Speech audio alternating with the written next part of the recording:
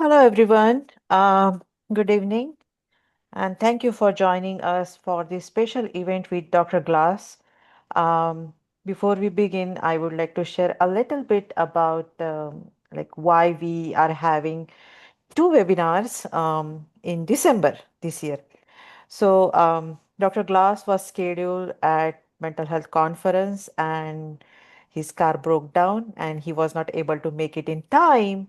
So we thought it will be a great idea to have his lecture on the broader platform and all the community can get to listen to him because I personally attended his presentation last year and that was amazing.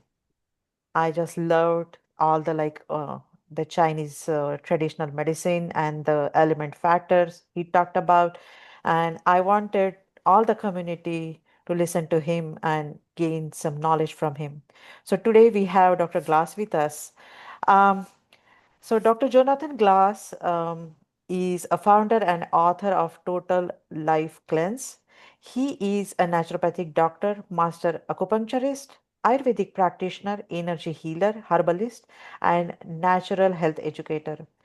Jonathan served on the faculty of New England School of Acupuncture and the Dharma Institute of Yoga and Ayurveda. He has facilitated thousands through his Jivatma Energy Healing and Total Life Cleanse program. Jonathan has been in private practice since 1987 when he co founded the Healing Essence Center with his wife Catherine in Concord, Massachusetts. So, welcome, Dr. Glass. Thank you for joining us tonight, and the stage is all yours. Okay, thank you, Vandana, for having me. I'm happy to thank you for giving me this opportunity after the car fiasco. And like I said, we were very happy to get to your talk at least on that day and some of the other talks. So this is a topic that I love, and I'm happy that this will be recorded. And it is being recorded? Great. Yeah. Okay. And so I have some slides, so I'm going to go and share.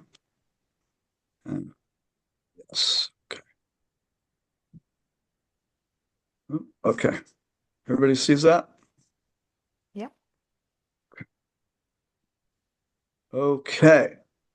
So, what I would like to talk about are some basic principles of Ayurveda and Chinese medicine, and pull together how all these fundamental principles relate to mental health.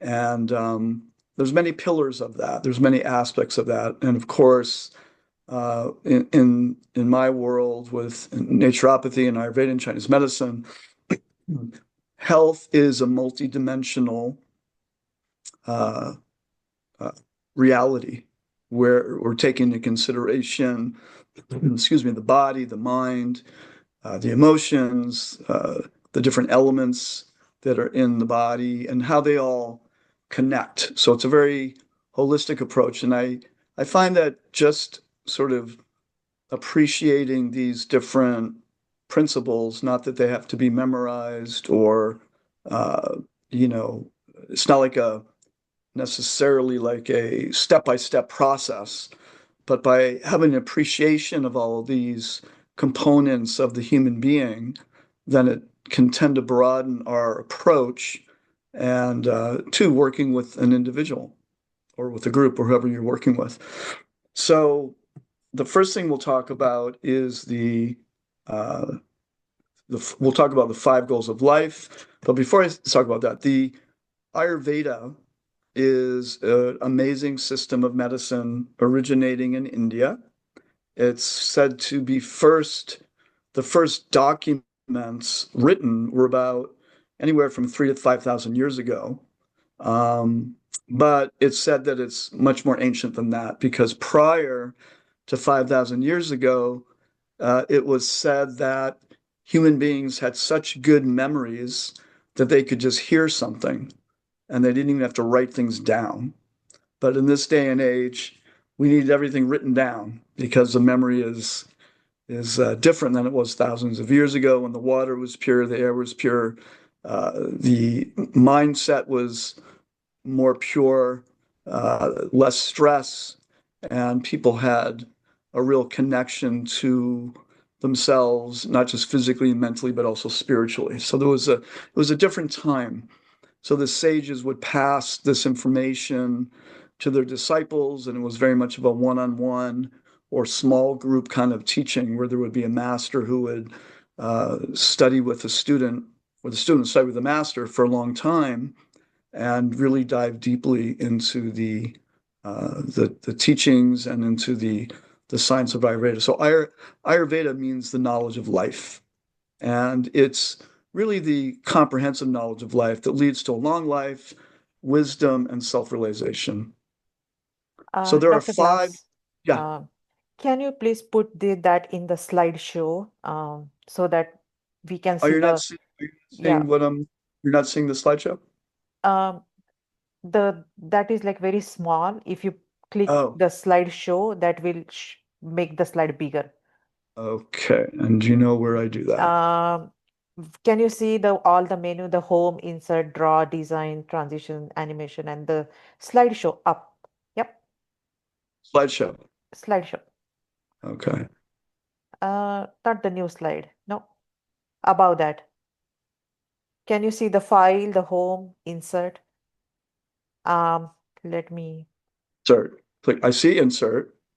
yeah, then the draw, design, Draw a keep, design. yeah, then transitions, Yeah. animation, and slideshow. Okay. If you click the slideshow, that will, uh, yeah, yeah, not right. Yes, that made the, Is that yeah. better? Mm-hmm. Okay. Thank Okay, you. good. Thank you. Perfect. Okay. All right. Okay. So first of all, the basic foundation is to first appreciate the human being. And the idea is that all human beings have there's many ways in which we're one. And one of the ways in which the human being is one is that it's understood that we all have similar goals in life. We may approach them very differently. We may see what those goals are from a different perspective. But the five goals of life, the first being Dharma, which is very much related to fulfilling our life purpose. So we can see all of these things in the context of mental health as well. And I'll go into each one of these individually.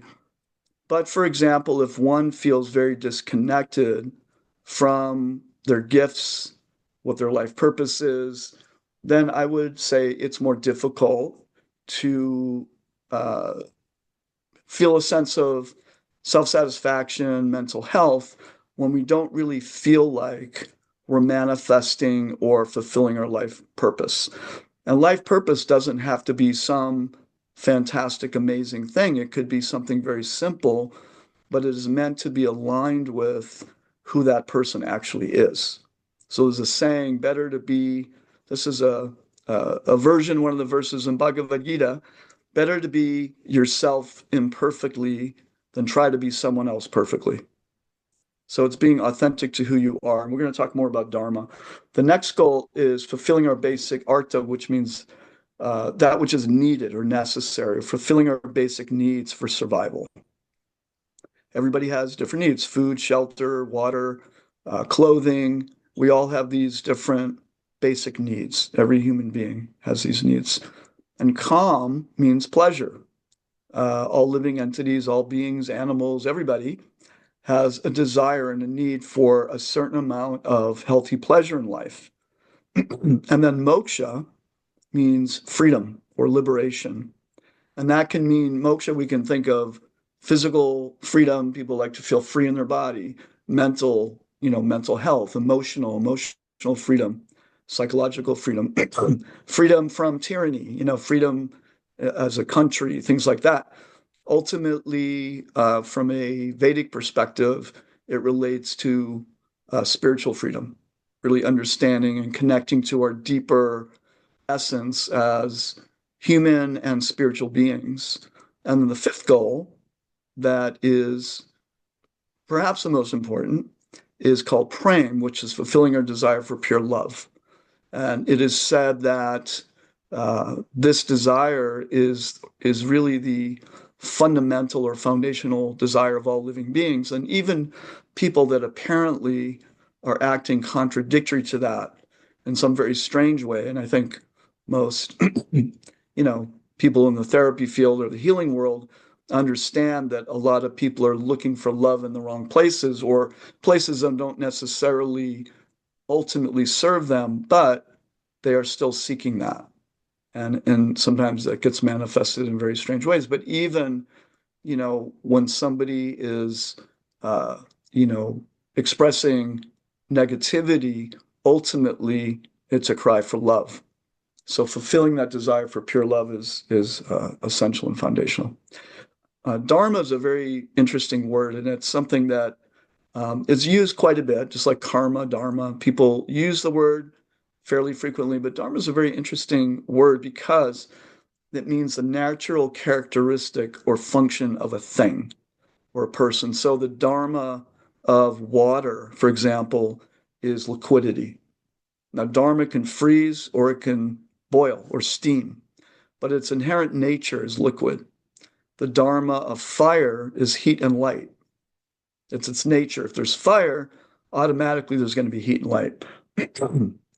So dharma for us, for most of us, relates to right action within the context of our true nature. So what that means is we all come in with different gifts, different limitations, different body types. But the idea from an Ayurvedic perspective is that every human being has their own dharma in this world, meaning they have their gifts, they have their strengths, they have their abilities. And ideally, what's meant to happen is that we, find some kind of work or activity in life that fulfills that part of ourselves. And when we're very far from that, like I, see a number of patients every week, and sometimes there's somebody who just literally hates their job. I mean, they don't just dislike it, they hate it, and they've been going into the same job for 5 years. And that is actually a cause of mental imbalance, mental stress, and also physical, even ill health, because they're doing something for many hours a day that they truly dislike. So they're completely out of alignment, you could say, with their dharma. And then from the most spiritual perspective, there's something called Jiva Dharma, which means the Dharma of the soul. And I think it's a very beautiful thing in Ayurveda or in Vedic wisdom that the soul itself has a Dharma or a true nature. And it's also called Sanatana Dharma. And that Dharma is love. It's considered that every being in the deepest core has that capacity to receive and to give love. So that's a very important part of the living being. So there's four legs of Dharma. And so I'm just going into this because, um, again, Dharma is a very important word. And it is, in my opinion, it's a very fundamental component, even though in some ways it's external. It's not necessarily dealing with our emotional wounds and traumas. However, um, you could say that one of the goals of working with emotional issues or mental issues or traumas and things like that, one of the results could be that one is more able to fulfill their dharma. So they're not blocked to fulfilling their life purpose, whatever that may be. So there's four legs. So if you have a table does best when all four legs are sturdy and stable. The first one is called truth. So in order to fulfill dharma, the human being needs to connect with being truthful in their behavior. And then the next one is called socha, which means purity or discrimination. The ability to discriminate between what is aligned with who I am and what is not aligned with who I am. What is aligned with my purpose, what is not aligned with my purpose. And then there's something called ahimsa or compassion. So this is by many considered the most powerful leg of Dharma, meaning desire to cause as least suffering as possible. It's said that in this world, it's impossible not to cause some suffering. I mean, every day we walk down the street and we may be stepping on ants, we don't even know it. But to have a mindset of, in my life, let me cause the least amount of suffering to other living beings as possible. And then tapas means discipline, or the fire-like intensity that burns through obstacles to our goals and to our dharma. So it all works together. So for example, if somebody is very disciplined and they have a lot of discrimination, but they lie and are quite unkind in order to move up the ladder of the corporation, for example. That's not dharma. They may have discipline, and they might even be truthful in the sense of, they go to the boss and tell the boss about all the terrible things that the other people are doing. Or they may be very, or they may have a lot of discipline, but they may be very dishonest. Or on the other hand, they could be very truthful, they could be pure, they could be nonviolent, but if they have no discipline, then it's unlikely that they'll be able to fulfill their dharma. So all these legs are different components of fulfilling dharma. So we talk about artha, which is fulfillment of our basic needs. Too much leads to greed and anxiety. So this is a cause of suffering for the human being, is when we seek more than we need. But it's also understood that there are some people that have a mindset like, oh, I don't need much. But what can happen is if we become too detached from fulfilling our needs, then ultimately it's possible to become anxious. I can't pay my bills, but I'm willing to, do anything to do my life purpose, but I'm suffering because I can't even pay my bills. So that creates anxiety. So having what we need, not desiring too much more than what we need, but also not under desiring what we need. So having a balance of what's needed. So yeah, too little leads to fear, insecurity, and anxiety. So there's nothing wrong with wanting to fulfill our needs in a balanced way. And then kama means pleasure.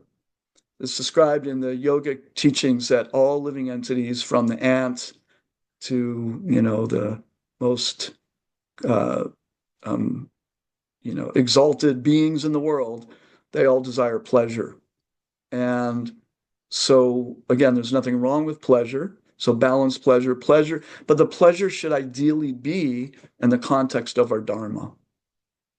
Meaning, does it align with my life purpose? Is it in balance with my life purpose? The desire for too much pleasure can bring us out of balance.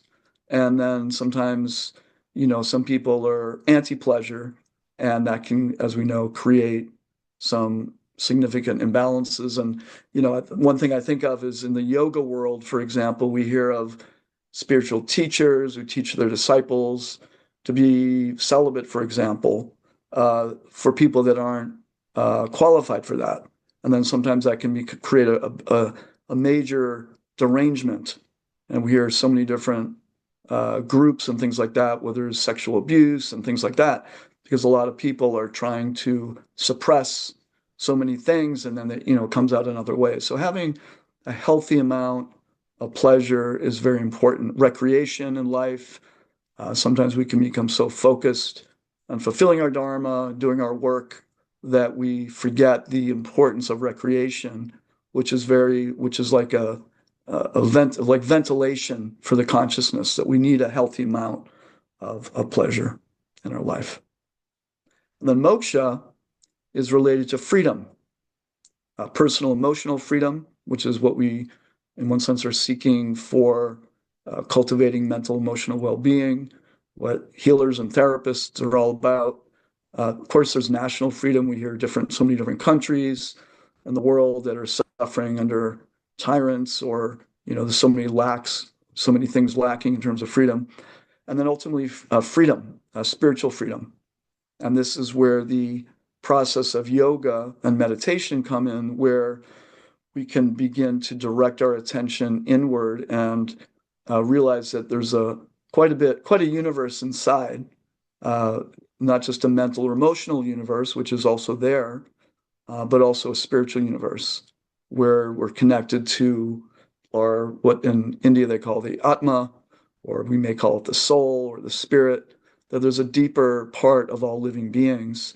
And that very essence is made up um, of something called Satchitananda, which is the capacity for being present, the capacity for being aware, and the capacity to feel happiness, love, and bliss in our hearts. And then finally, prem is the fulfillment of pure love. And it is said in the Vedic teachings that that seed is in the heart of all beings.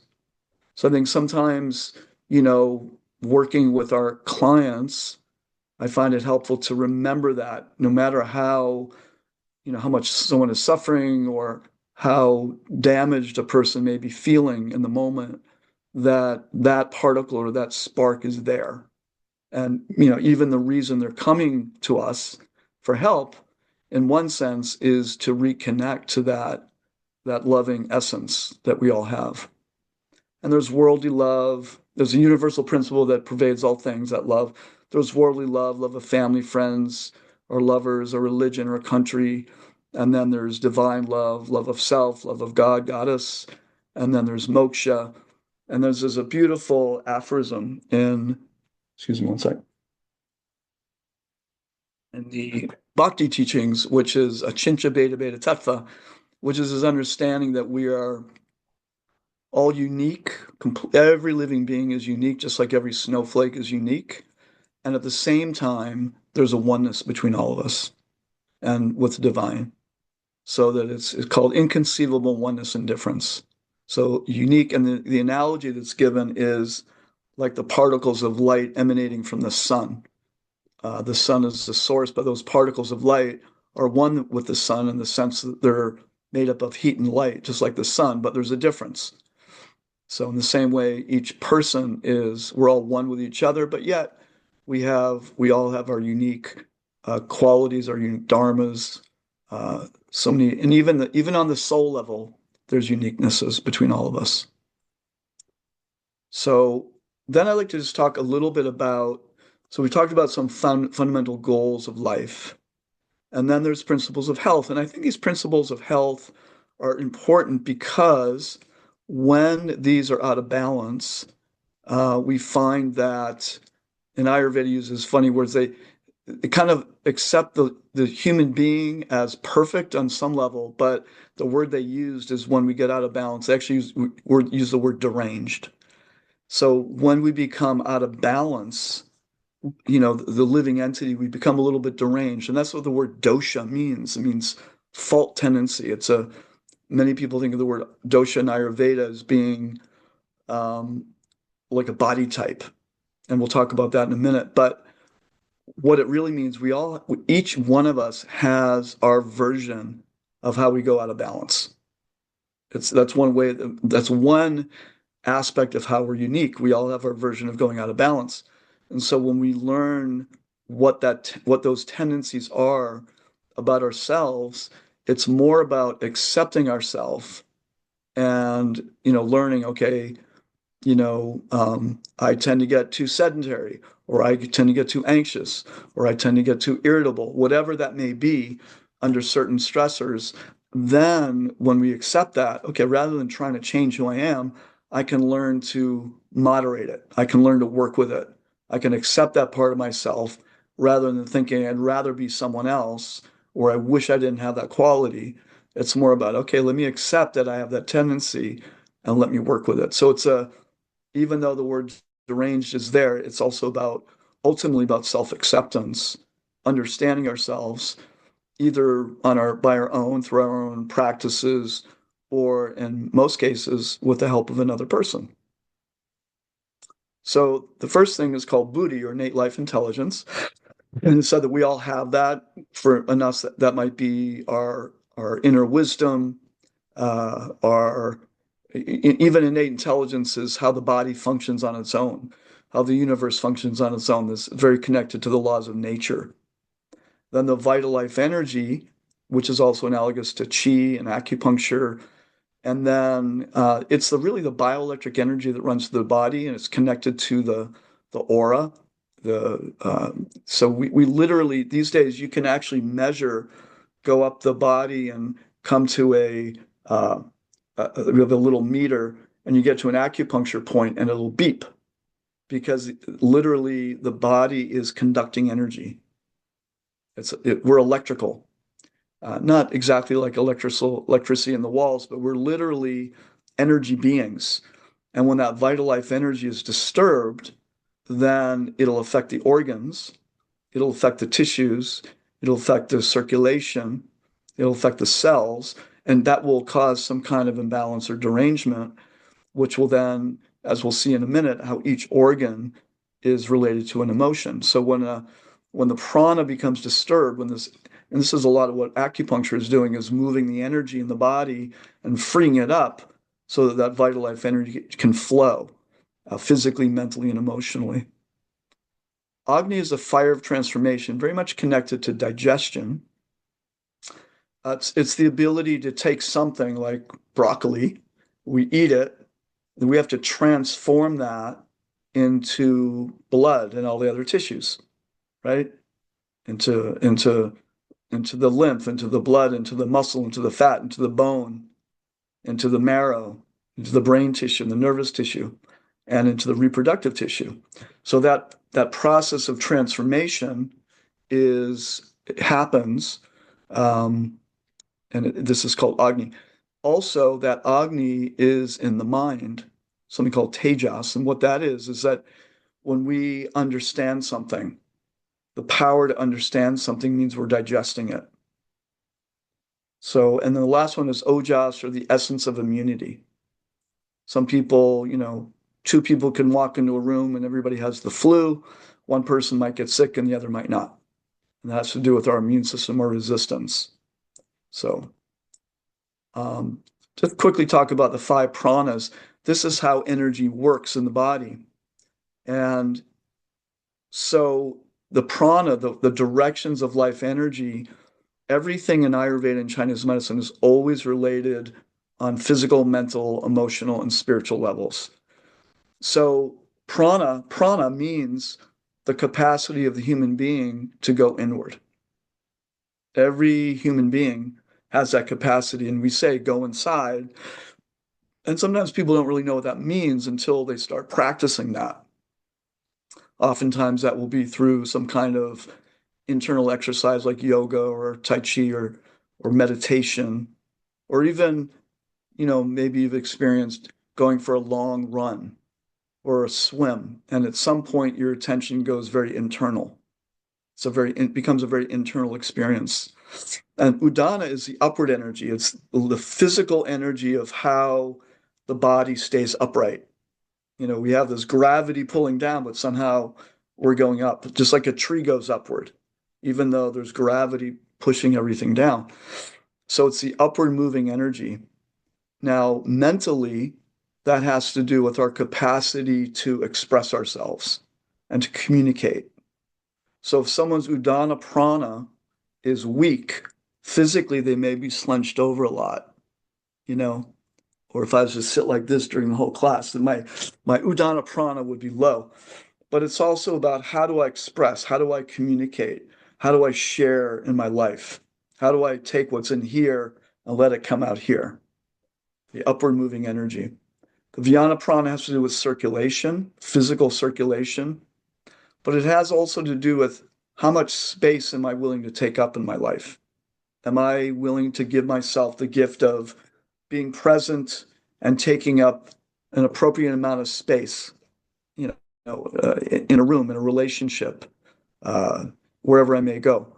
So if someone's Vyana prana is very weak, if I'm walking down the street and Vandana steps on my toes, and I say, "Oh, I'm sorry, please excuse me," like it's my fault for her stepping on my toes. That's sort of a deficiency of Vyana prana. But if I step on someone's toes and I say, "Get out of my way," That's like a person who feels like they deserve to take up more space than someone else. Either one is an imbalance, a deficiency and an excess. And samana prana has to do with digestion in the belly, and it has to do with how do we harmonize our body, mind, and spirit together. And then apana prana is the downward moving prana. This has to do with, pooping and peeing physically. How do we eliminate? But mentally and emotionally, it's the energy of letting go of negativity. How do we let go? Can we let go? And also has to do with being grounded. Someone can be very much up in the clouds, but if they're not grounded, then they're not going to be able to fulfill their dharma in life. So having a balance of these five pranas is very, very, very interesting and important. So they all impact, again, all the levels of the body, mind, and spirit. So here's where we get into uh, the different organs and emotions and the correspondences, which is very interesting. So both in Chinese medicine and Ayurveda, there are five elements. In Chinese medicine, it's wood, fire, earth, metal, and water. And in Ayurveda, it's earth, water, fire, air, ether. They're actually very, very similar, and there's many, many correspondences. And in fact, most people understand that Chinese medicine ultimately emerged out of Ayurveda. And in fact, in southern India, they found many needles, silver, gold, different all kinds of different needles that were used with acupuncture. So the idea is that each organ, of course, it has its physical correspondences and the physical functions, but they all have emotional correspondences as well. And the idea is that I like to think of the elements as almost being like subpersonalities or different parts of ourselves. And each organ tends to hold an emotion. So we'll start with, for example, the liver and the gallbladder. Uh, it's described the primary emotion that it carries is anger. But when we say anger, again, there can be an excess of anger or even a deficiency because anger that is in balance is healthy self-assertion. The ability to be assert yourself appropriately and what's necessary in the moment. It's not necessary, but energy that's been repressed or suppressed can turn into anger, and that will settle in the liver and the gallbladder, and that can ultimately impact our capacity for vision, goals, because the liver has to do with planning and vision in life and hope. It corresponds with the season spring. So it's really a part of us that is about being excited for life. And it's described in that the hun, or the spirit of the liver, is the part of us that is excited about life, that is interested, that's hopeful, that wants to experience life and fulfill our purposes and things like that. But when there's a lot of suppressed energy or unprocessed traumas, then it's more difficult to get in touch with that. And then the liver might become stagnant with anger and frustration, and then literally eventually actually impact the liver organ itself. And then the heart is related to the emotion joy. And it can also be lack of joy. We call that sadness. And the heart has everything to do with our capacity to connect with our own inner warmth, and also to connect with others, and in some cases connecting with the divine. But it's the emotion joy, that just the natural state of joy. Um, when there's a lack of that fire, then there can be sadness, just sort of a lack of zip, lack of joy, lack of capacity for pleasure. It's related to the summer season when everything is expressing itself to the greatest degree. All the trees are out, the flowers are out, the fruits are out, people wear less clothing. It's just the capacity for that season is joy. Interesting, the small intestine is an interesting organ. It correlates, it's all considered a fire element. The small intestine is that part of us that makes a distinction, like what serves my joy and what doesn't serve my joy. Physically, it's taking what is a nutrient and what isn't a nutrient. What isn't a nutrient, I'll pass on to the large intestine to be eliminated from the body. But what is a nutrient? So emotionally, it's like what serves me, what benefits me, and what doesn't. What serves the heart, what serves the joy in me. So making that discernment, sometimes when the heart has been wounded, it becomes very difficult to discern what is actually good for me and what's not good for me. So healing the emotional heart is very, very important of those wounds so that people can get reacquainted with what actually makes me happy, what doesn't make me happy, what brings me joy, what doesn't bring me joy. The spleen and the stomach and the pancreas are all related. It's the earth element. And just like the earth takes in food, it churns it. The stomach is actually an amazing organ. It's described in Chinese medicine, Ayurveda, that it thinks. So the food comes in and it scans the food. It thinks about it. It's churning. All the hydrochloric acid, all the enzymes, coating the food in the stomach, and it's churning in the stomach, and it's tuning into what's there, how much fat, how much carbohydrate, how much protein, what are the toxins, what's going on, how many enzymes, how much do I need from the gallbladder, how much do I need from the pancreas, what kind of enzymes do I need? Then the food is then brought down to the small intestine to discern what's nutrient, what isn't. So in the same way, um, that part of us, the stomach, spleen, pancreas, is our capacity for thinking. Now, if we think too much, that often turns into worry, overthinking, or circular thinking when we become obsessive about something. That's the earth element out of balance. Just good thinking, it's good to think about things, right? That's also stomach energy.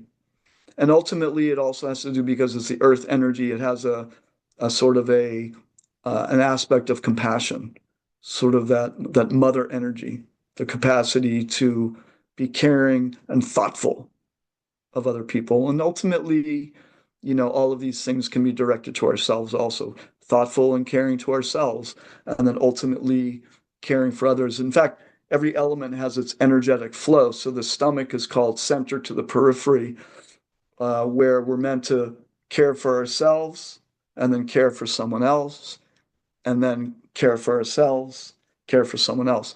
So that's a balanced earth.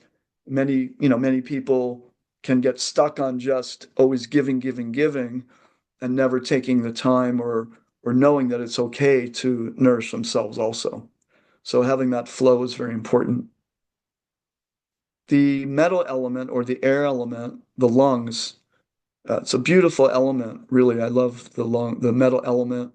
Uh, it's the lungs and the large intestine. It's described the lungs are it's described in Chinese medicine, the official that receives the pure qi from the heavens. So pure energy.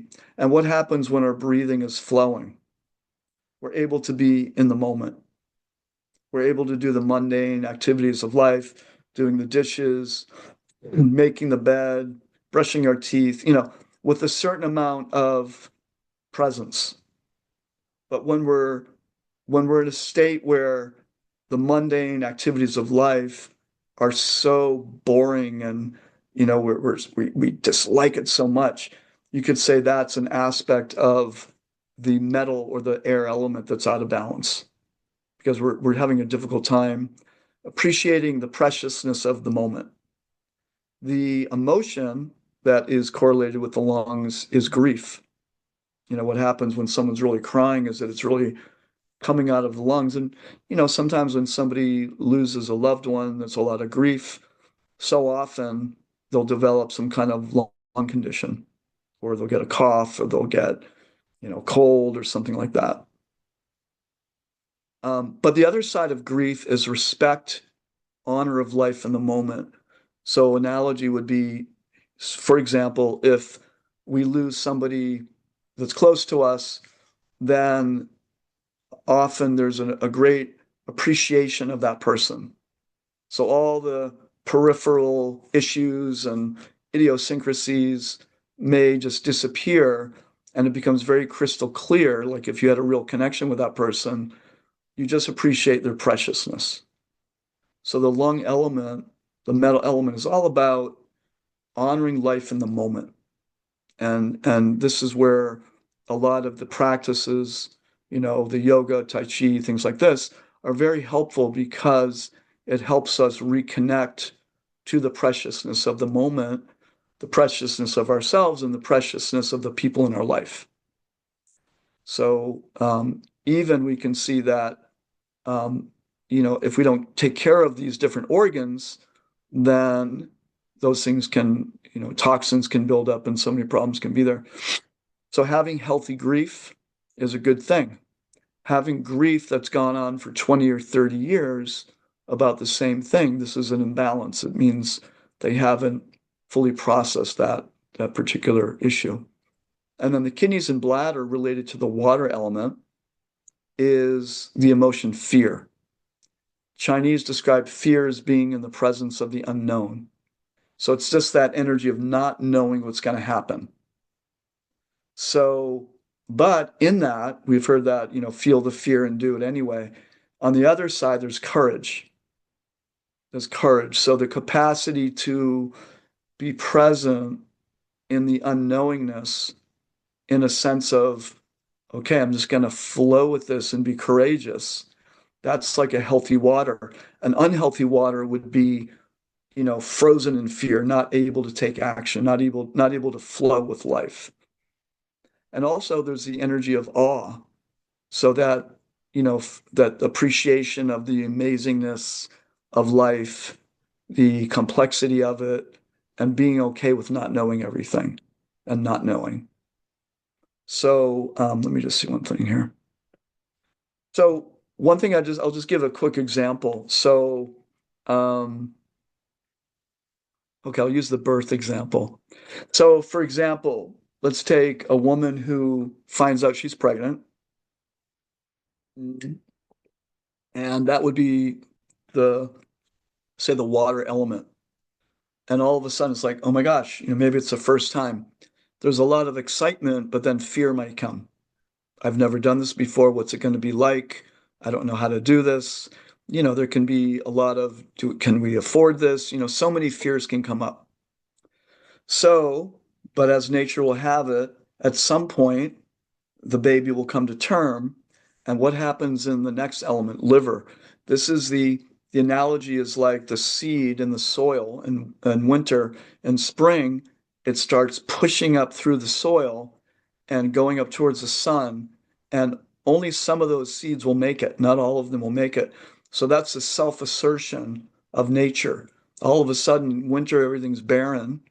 And then all of a sudden, in the spring, all of a sudden we see flowers cropping up and roots and little buds popping out of the soil. That's a certain kind of self-assertion. That's nature. So in giving birth, that naturally happens. The mother will come to terms. She's, maybe she's had some fears, but now she's about to give birth. And what often happens when a woman is giving birth, there's a push, a very strong energy. Sometimes there's, the woman will even scream, as to push the baby out. It can be a lot of energy to push it out. I've been in births before. It seems like in one birth, I remember it seemed like she was raging as she was, as the baby was coming out. And so much energy was moving. And you could even argue that, well, maybe she was clearing some anger in her being before she was able to give birth. And what happens after that? Naturally, the baby's healthy. And the first thing that happens is the mother takes the baby, and everyone's very happy and fire and joy. There's a celebration.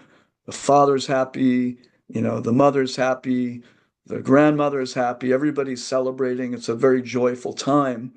And then after that, they go into earth, and then the mother takes the baby to the breast, and it's a very loving, compassionate, warm, motherly time connection.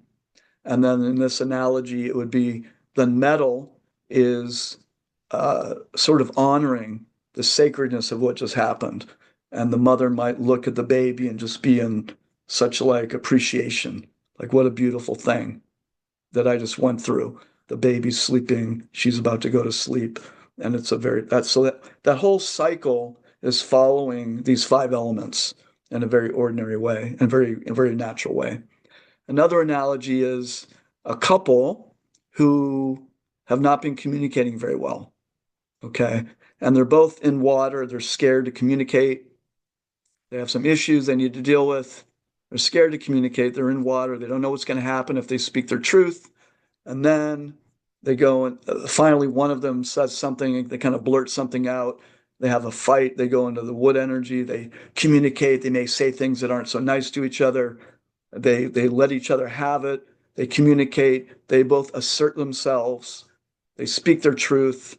And then in a good case scenario, once that passes, what often happens? Then they fall in love with each other again because they've cleared that negative energy, and then they fall in love, and then they hug and they kiss, maybe they make love, because they've cleared that energy. They were terrified to communicate, then they communicated with some wood, and then they moved into fire, the love energy.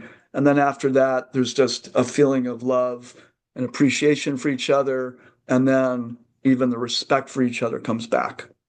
So every day these five cycles are happening, and it's a natural cycle of how the emotional, one version, one model of how a healthy emotional flow goes. And the last one I'll mention is, here's an example of, say somebody, they're in metal, they've let go of a relationship.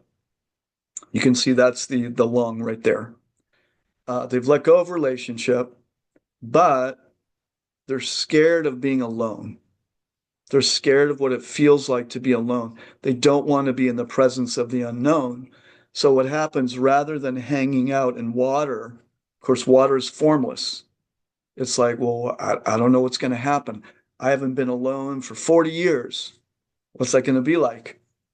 So they skip the water. They skip that time uh, of courage, or and also of being in the presence of the unknown. Wisdom is said to come from being in the presence of the unknown and just being with that.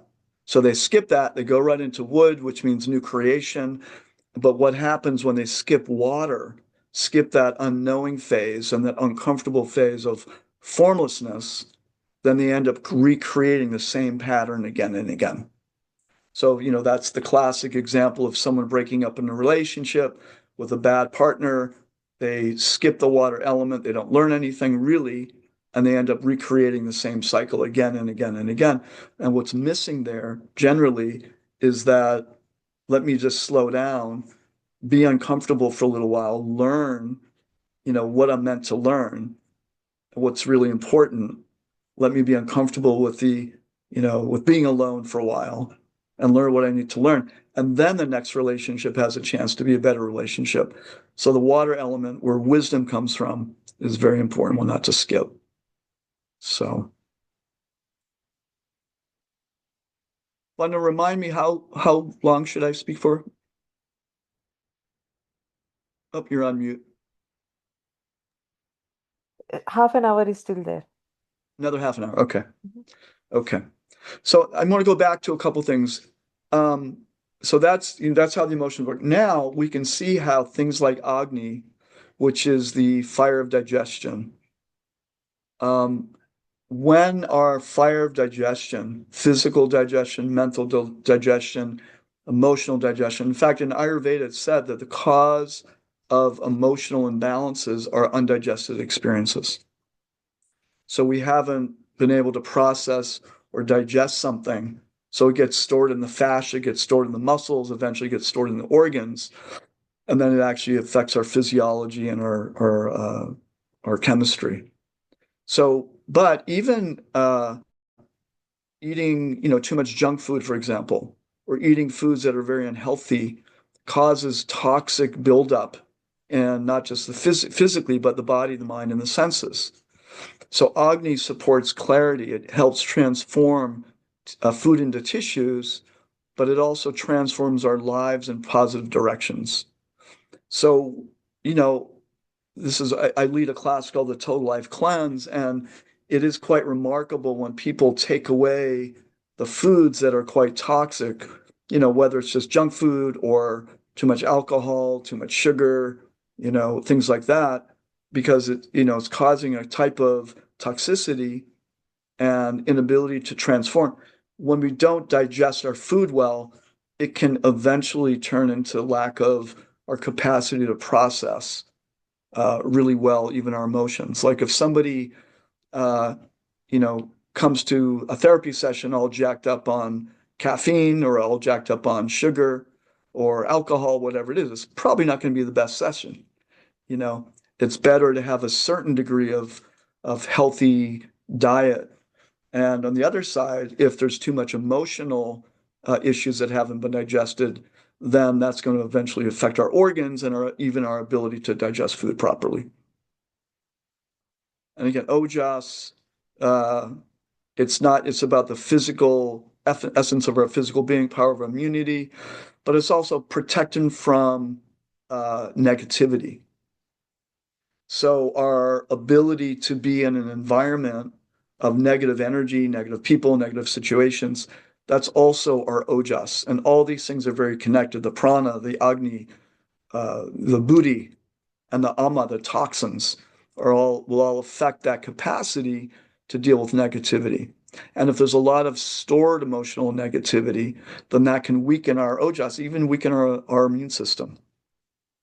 If there's a lot of uh, emotional debris that hasn't been worked out, then sometimes, not always by any means, but there are people that get chronic this, that, and whatever because they don't, the energy is being stolen by the poor ojas. So, a very interesting word in Ayurveda, there's something called the original cause of disease. And there's two original causes. One is called pragyaparad, one is called ama. I'll talk about pragyaparad first. Pragya means knowledge, experience. I even like to say intuition or knowing. And aparad means to offend. So in Ayurveda, the cause of all physical, mental, emotional diseases when we offend our own knowledge, intuition, and experience. So that can be very simple where, you know, I know that, uh, doing this thing, excuse me, causes, some kind of suffering, but I keep doing it. And that's, an example of that is an addiction. But even like, if a child, for example, is brought up that he has to finish all the food on his plate, no matter what, then that person will lose their ability to know when I'm satisfied or not. And they may, this is, a very general example, may develop an eating disorder because uh, they lost connection with their own satiety, like when I'm satisfied, when I'm not, which means that we lose touch with our own knowing and we abandon it. But in another level, sometimes children will be growing up in a family where the mother and father, for example, are fighting and the kid can see it, something doesn't feel right, and the parents keep telling the kid, oh no, everything's fine. Everything's fine. You're just making that up. And they're trying to protect the kid, but what that's doing is telling the child that your perception is inaccurate.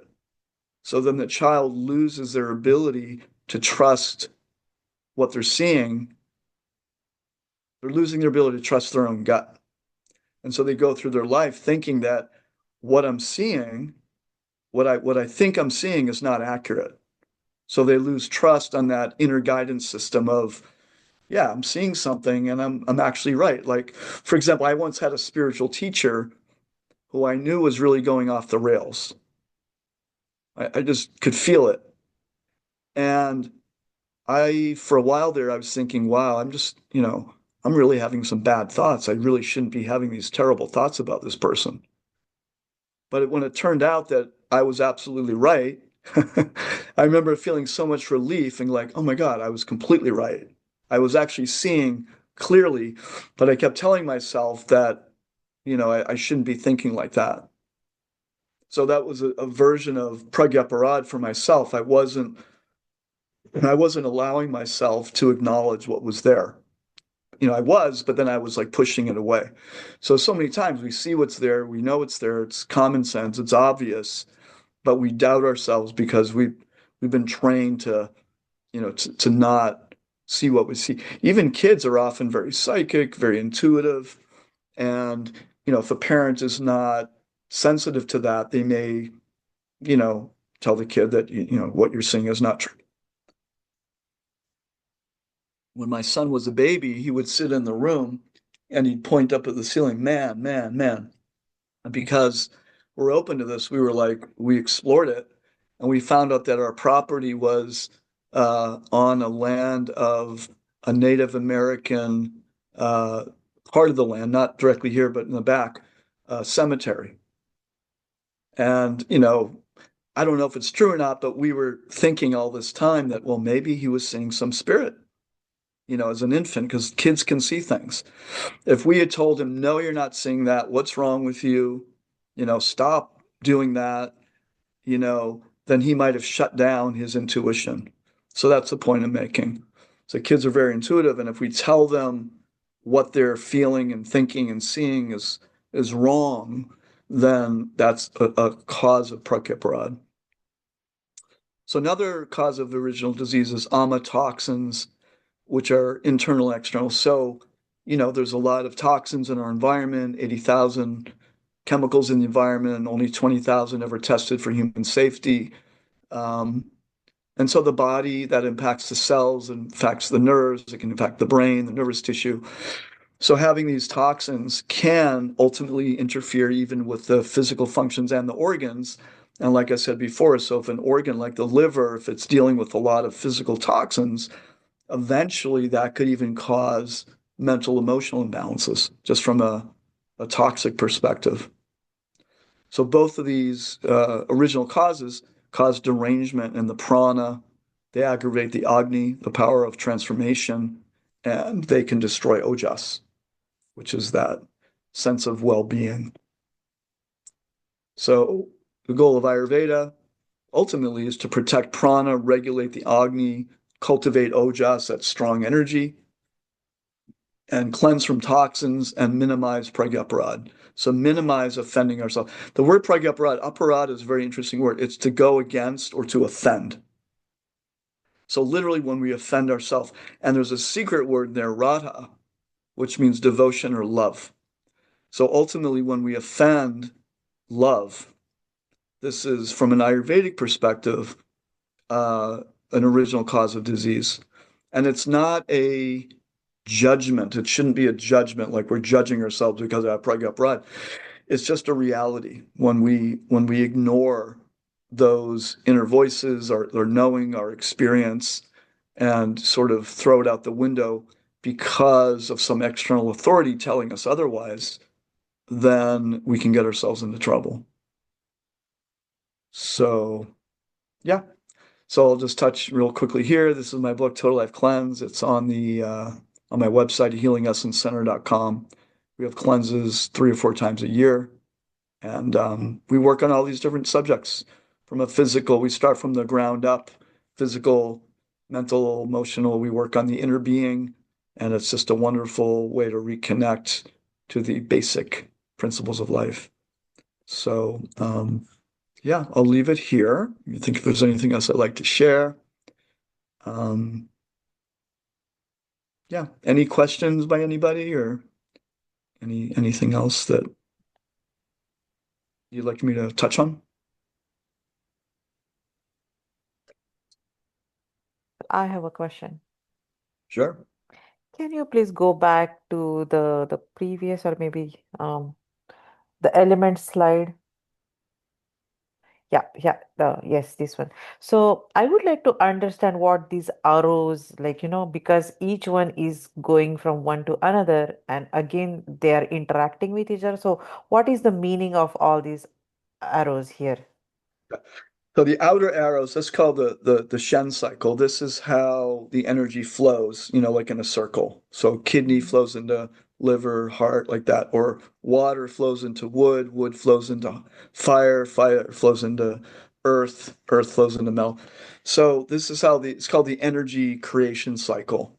Mhm. Um, so water feeds wood, so without water, the plants can't grow. And then the Mm. wood can be used to burn fire. And the fire creates earth, the ashes, it creates earth like that. Mhm. And then the earth, um, from the earth are the minerals, which is the metal element, or the from the earth also creates even the large intestine, for example. One of the things that it does, it extracts the minerals, the very trace minerals in the body are taken into the large intestine. So that's called the Shen cycle. But then the arrows from the inside, those are called the control cycle. So for example, the kidney or water, that arrow goes to fire. So water controls fire. Mm. So that means like, the fire can get too much and the water is meant to control it. It's also yin and yang. So the yin is water, yang is fire.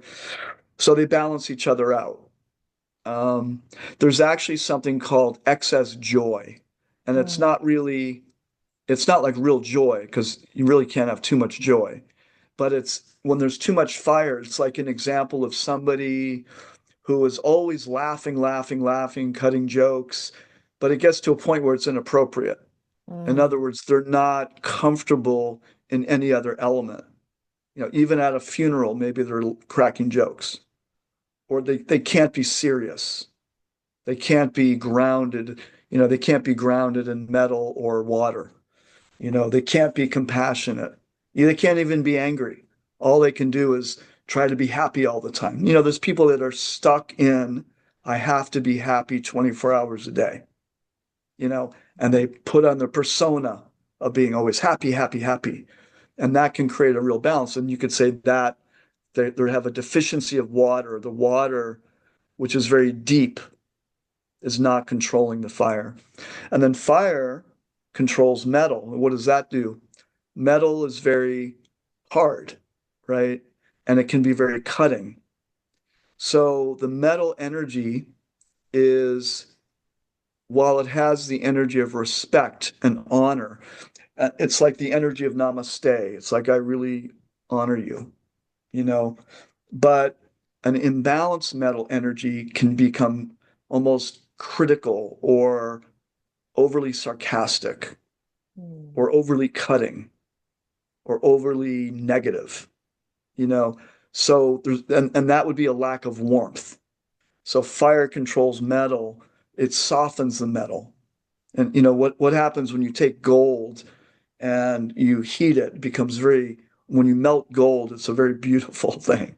It's just, it's like liquid gold, they describe it. It's becomes soft. And that's how you can, make a ring. You have to soften the metal and you have to make it, you can polish it and make it very beautiful. And that requires fire to do that.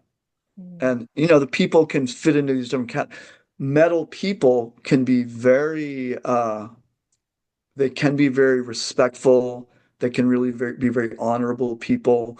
But when they're out of balance, they can become like, yeah, again, sarcastic, cutting, harsh, and they're lacking warmth. So this is how the fire controls that.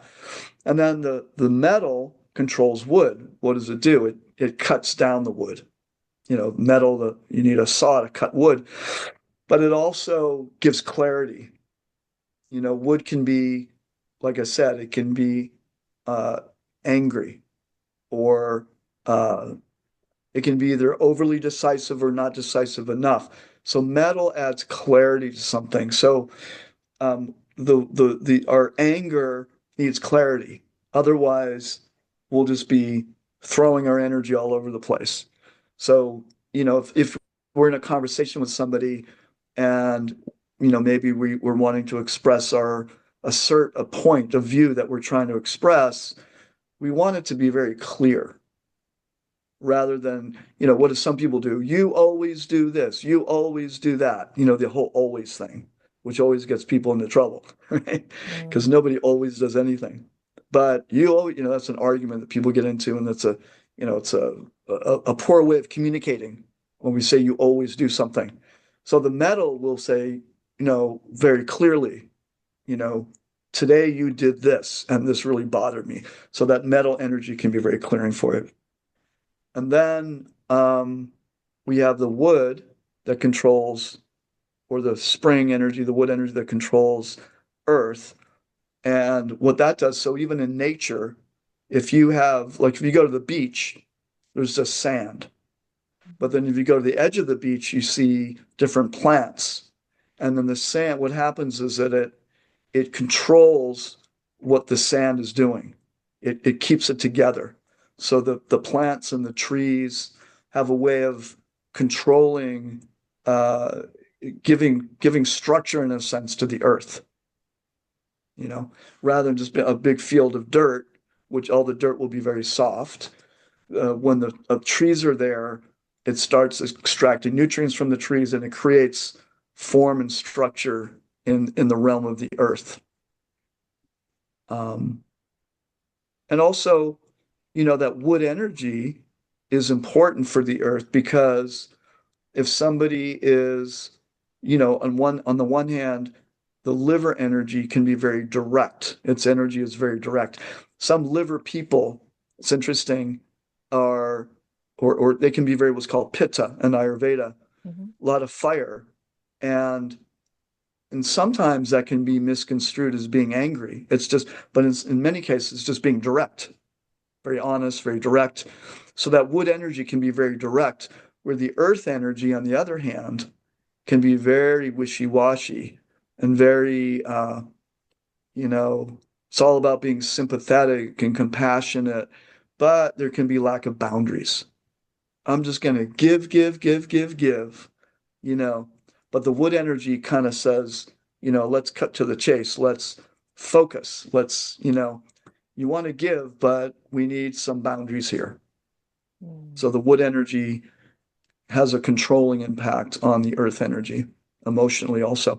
And then finally, the earth controls water. So physically, a river has its boundaries, has its shore, and that's what contains the water. That contains the water so that the water, if there's no container for the water, then it just spreads everywhere. You know, when there's a flood, what happens? The boundaries are surpassed. So the water goes everywhere, goes out in the streets, it goes everywhere. So the earth energy is meant to contain the water energy. And in another sense of we need, in order to be in water, because water is formless, right? It just takes on the form of whatever it's in, but it has no inherent form. And so, in order to give it some form and boundary and structure and a place for it to be, we need that earth energy, and that earth energy is grounded also.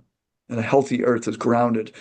So, say we're going through water, we're, going through a phase of life where there's a lot of unknowns, so there may be some fear, some anxiety, some lack of form in life, like what's next. There's a lot of unknown. Being grounded or having that self-compassion or having, somebody hold some space for you in a grounded way makes it much more possible to go through a fearful situation. So, does that make sense? Is that mhm. Yeah. Thank okay? you. Yeah. Sure. Anybody else? Yeah, I've got, I guess, a question and a statement. First, I just want to say I absolutely love this talk. It's like the depth of these elements and all are just so helpful to get you thinking in your own life, because we all know we've got a little element or whatever out of balance, but to really Absolutely. think about it and think about what's feeding it and what's supporting it. And, the remedy is almost right there, right? When you see this sign.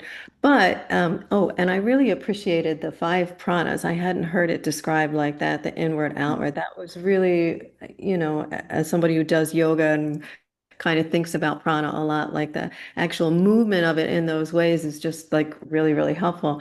So I guess my question or sort of help me think about this is like in each one of this, and I can see people I know and myself, like one or two of the pranas I know are out of balance or what, like where do you start? Is there something that takes like a hierarchy of like looking at, kind of your maladies and where do you start, or does it matter where you start when you start to correct some of these? Do you know what I'm I mean, asking? yes, no, it's a great question. Typically, like in both in Chinese medicine, five element uh, Chinese medicine and Ayurveda, it would be getting to know the elemental combination of that person. And in Ayurveda, that would be called the dosha, and in Chinese medicine, would be called the constitution. So that would mean, but I think really the best thing is to notice in ourself or with the person that we're working on, like where these elements are showing up.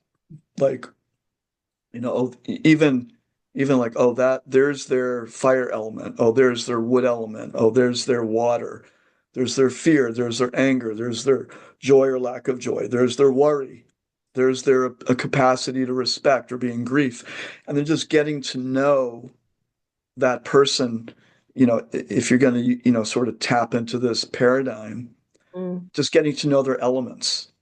I think it's really because, again, these are all parts of, we all have all these parts. And personally, I love acknowledging that people have parts, and that, oh, that part of you, so that a part of you is angry and a part of you is worried. Okay, well, let's hear from both parts of you.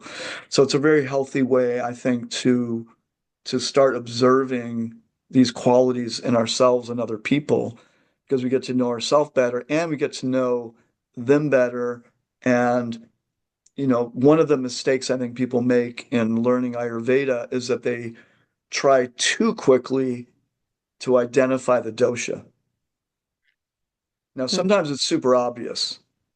Sometimes it's super obvious, but sometimes it's not. So it's better just to put that on the side and just go, okay, that's their fire energy, that's their water energy. And after a while, you get to know that, oh, they tend to hang out in water a lot. So they may have a lot more kapha energy, whatever the dosha is.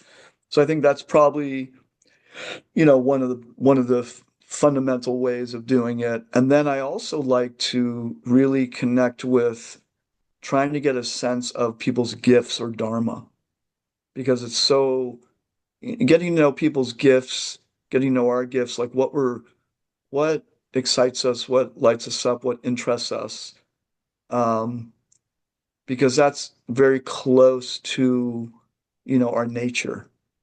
And the closer we can get to being ourselves authentically in a healthy way, I think adds a lot to the mental health process as well. There may be a lot of digging and there may be a lot of, you know, dealing with issues and things like that. But also on the other side, I mean, we can do therapy till the end of time, but if we don't also translate that, how do I want to express myself in the world, whether it be just in my relationships or work or whatever it may be, then clearing negative traumas is a great thing. But then what's next? Also, we want to also, be able to express our life energy in ways that feel authentic to us. And that's very connected to the Dharma. So, I really like the model because it takes away, I think, some of that, like there's nothing wrong with me. I just have an right, imbalance. You know what I mean? Like right, it's some of exactly. that pressure that Yes. it's there's, Yeah. not something wrong with me. And the most beautiful thing I think you've said tonight is, among many, is offending your inner knowing. Because I really find like people do have this inner knowing, but we're so like trained kind of in a culture or whatever, and we don't always, have a good relationship with that to trust it, or and even with children, like raising children, like that inner knowing is just so important. And that was, just the fact that it's so early in this model is just like acknowledged was really beautiful. Thank you. Yeah. I thank you. Thank you so much. I think that it's so true. It's like, we hear these things about going inside or inner knowing, and it's a little bit like sometimes you feel like grasping straws or catching the wind or something. But if we start out with just really knowing that inner knowing is a thing. I mean, it's as real as my thumb. You know, it's a real thing. And that the more we acknowledge it as a real thing early on, the more it just becomes natural. I mean, it is, I mean, that is how these systems of medicine even originated. They didn't have any microscopes or telescopes or technology. It was based on these yogis and sages and mystics and, Taoists and, really spending time in nature, spending time internally, and they got information.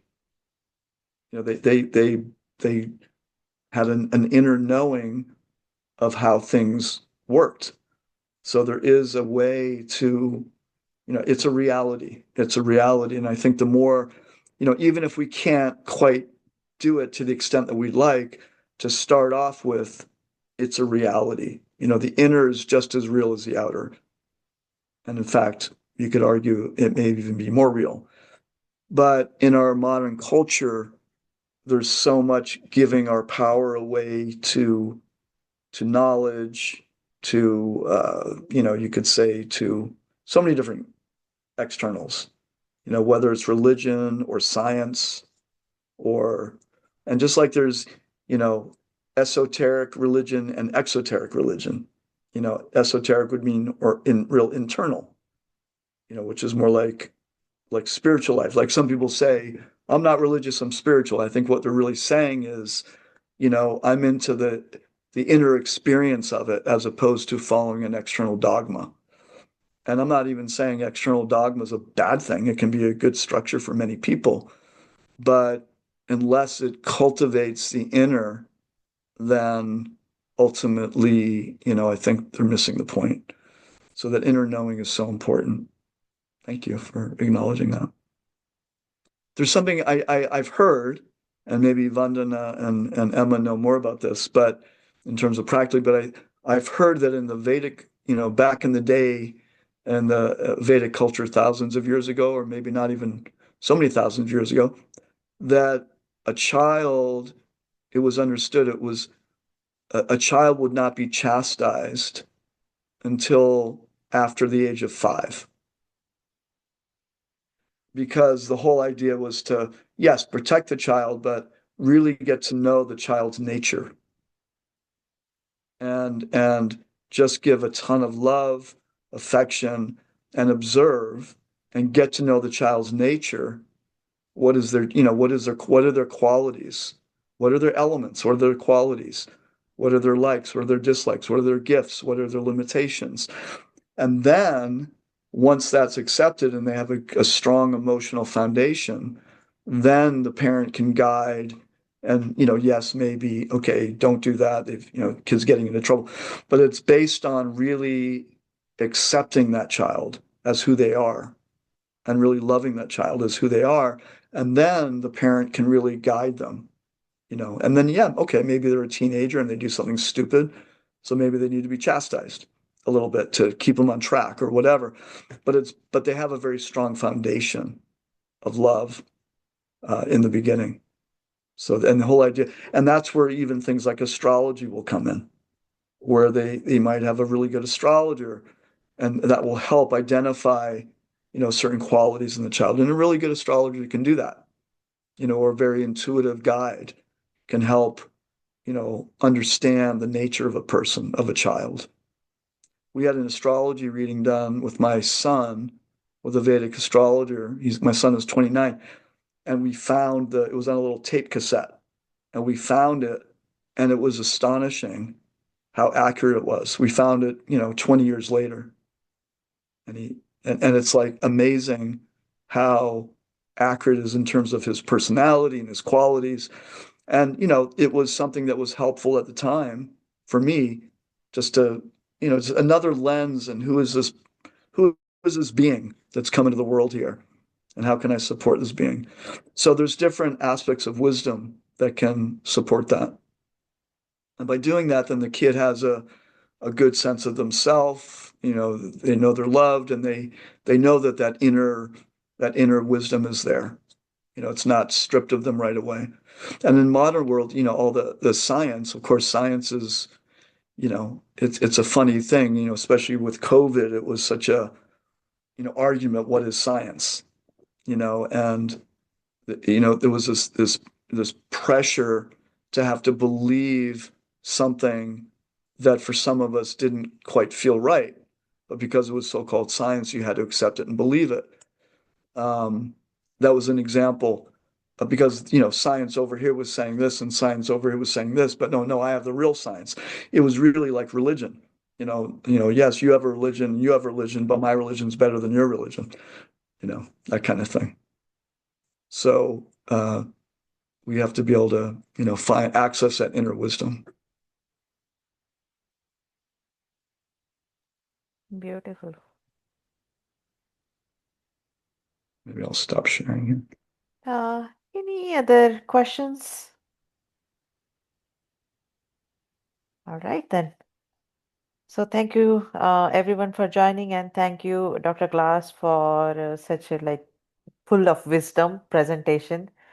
I come from Ayurvedic family, so I could growing up, I have heard so many terms what you talked about, like pragyaparad and dharma and all. This is the simplest and easiest explanation I ever have heard. It's Yeah, great. Thank you. thank you. Coming from you, that means a lot. I appreciate it. Thank you so much. Yeah. You're welcome. My pleasure. Yeah. All right. Okay, Well, thank you, everyone. everybody. Thank you. Thank you so much. Good night. Good night. Good night. Bye bye. Thank you. Bye-bye.